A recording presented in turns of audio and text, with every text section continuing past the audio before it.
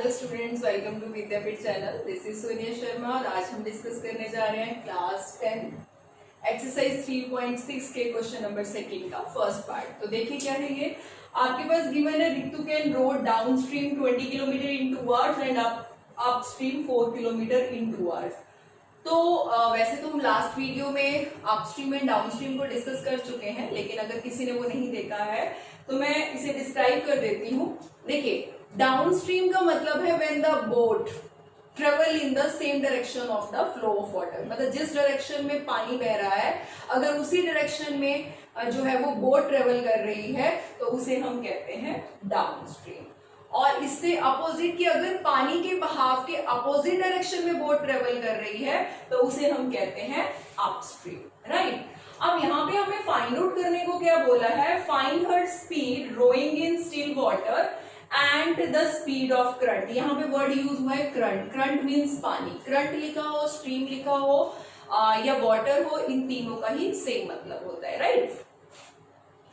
और यहाँ पे हमें जो है वो स्पीड ऑफ रोइंग मतलब बोट की इन स्टिल वाटर भी निकालनी है। तो जो चीज हमें फाइंड आउट करने को बोला है वही हम लेट कर लेते हैं। तो हमने यहाँ पे लेट कर लिया कि let the speed of boat in still water be x kilometre per hour और स्पीड ऑफ करंट हमने मान लिया y किलोमीटर पर आवर। अब यहाँ पे speed of boat down stream. वैसे तो मैंने डाउन स्ट्रीम का कंसेप्ट क्लियर कर दिया, बट यहाँ पे क्या आएगा, देखिए मान लीजिए ये आपकी बोट है, राइट, और ये पानी है। अगर पानी जो है वो इस डायरेक्शन में मूव कर रहा है और बोट भी उसी डायरेक्शन में मूव कर रही है, क्योंकि ये क्लियर हो गया डाउन स्ट्रीम मतलब both flow in the same direction. तो यहाँ पे आपके पास बोट की जो स्पीड है वो आपने x किलोमीटर पर आवर मानी है और वाटर की जो स्पीड है, करंट की जो स्पीड है वो आपने y किलोमीटर पर आवर मानी है। अब देखिए, अगर बोट जो है वो पानी के बहाव की डायरेक्शन में ही मूव कर रही है तो वाटर क्या करेगा, उसे पुश करेगा, उस पर फोर्स एक्सर्ट करेगा। अगर ऐसा होगा तो उसकी स्पीड क्या हो जाएगी, बढ़ जाएगी, राइट। तो यहाँ पे आपके पास क्या आ गया, ये रही बोट की स्पीड और यहाँ पे आप पानी ने उसे पुश किया तो दोनों की स्पीड क्या होगी, ऐड होगी। तो आपके पास आ गया x plus y kilometre per hour. अब अपोजिट डायरेक्शन में सेकंड केस क्या हुआ, पानी तो इसी डायरेक्शन में बह रहा है लेकिन बोट जो है वो उससे अपोजिट डायरेक्शन में मूव कर रही है, राइट। अगर ऐसी कंडीशन होगी तो वाटर क्या करेगा, अपोजिट डायरेक्शन में अगर फोर्स लगा रहा है, अपोजिट डायरेक्शन में वो बह रहा है तो वो बोट की स्पीड को रिड्यूस करेगा, कम करेगा, राइट। तो यहां पे आपके पास क्या आ गया, x minus y kilometre per hour, right. यहाँ पे y माइनस एक्स नहीं लिखना है। क्यों नहीं लिखना है, क्योंकि बोट जो है वो पानी के बहाव के अपोजिट डायरेक्शन में भी मूव करने के बावजूद वो अपनी डेस्टिनेशन तक पहुंच रही है, मतलब वो मूव कर पा रही है। तो लॉजिकली इसका मतलब क्या हुआ कि स्पीड ऑफ जो आपकी बोट है वो ग्रेटर देन है speed of the current, that is the speed of water, right. तो आई थिंक आपको ये कंसेप्ट क्लियर हो गया होगा। तो चलते हैं आगे। क्वेश्चन में हमें बोला क्या है, क्वेश्चन में हमें बोला है कि find her speed in rowing in still water. देखिए, हम जो है वो जानते हैं, तो हम यहाँ पे अकॉर्डिंग टू क्वेश्चन करते हैं।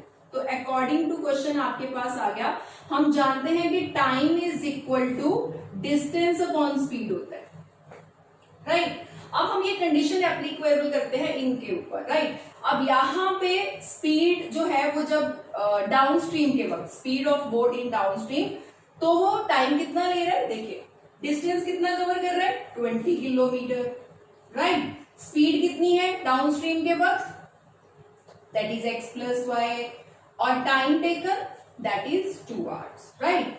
यहां पे हम इसे कैंसिल कर देते हैं, क्रॉस मल्टीप्लाई किया तो एक तरह से आपके पास आ गया x plus y is equal to 10। In this way we get our first equation, right. अब उसी तरह सेकेंड है कंडीशन आपके पास कि जब वो अपस्ट्रीम में जा रहा है, तो अपस्ट्रीम में जा रहा है तो वो कितना डिस्टेंस कवर कर रहा है, 4 किलोमीटर। तो 4 किलोमीटर दैट इज डिस्टेंस, और अपस्ट्रीम के वक्त उसकी स्पीड कितनी है, x minus y and again time taken by 2 hour. तो ये 1 आ गया, ये 2 आ गया, राइट। और फिर जब हमने इसे क्रॉस मल्टीप्लाई किया तो ये आपके पास आ गया x minus y is equal to 2। In this way we get our second equation. तो इस तरह हमारे पास दो इक्वेशन आ गई। अब आप जो है वो इसे एलिमिनेशन मेथड से सॉर्ट आउट कर सकते हैं।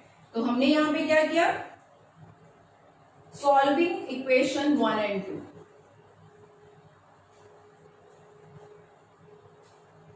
ठीक है। 1 और 2 इक्वेशन को जब हमने सॉल्व किया तो हमारे पास क्या है, x plus y is equal to 10 है, x minus y is equal to 2 है, ये कैंसल आउट हो गया, x प्लस एक्स 2x हो गया, ये आपके पास 12 आ गया, x इज इक्वल टू आपके पास 12/2 दैट इज 6 आ गया। अब जब हमारे पास x की वैल्यू आ गई तो वो हम इस इक्वेशन में से किसी में भी पुट कर सकते हैं, फर्स्ट या सेकंड इक्वेशन में से, राइट। तो मान लिया हमने पुट कर दिया, हमने यहाँ पे लिखा पुट द वैल्यू ऑफ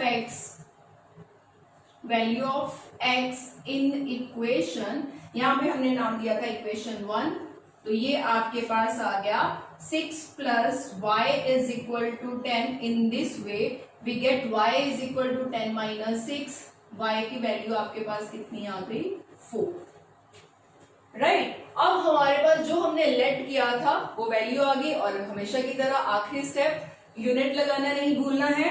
तो हम यहाँ पे क्या लिखेंगे, हमारे पास यहाँ पे आ गया देयरफॉर स्पीड, x आपने किसको माना था, ये रहा आपके पास x, स्पीड ऑफ बोट मतलब जो ऋतु की स्पीड थी, राइट। तो speed of boat in still water, तो आपने x माना था और x की वैल्यू आपके पास आ गई 6 किलोमीटर पर आवर।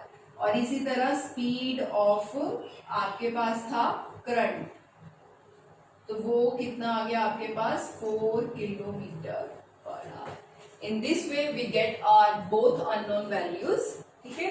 तो आई होप आपको कंसेप्ट क्लियर हो गया होगा।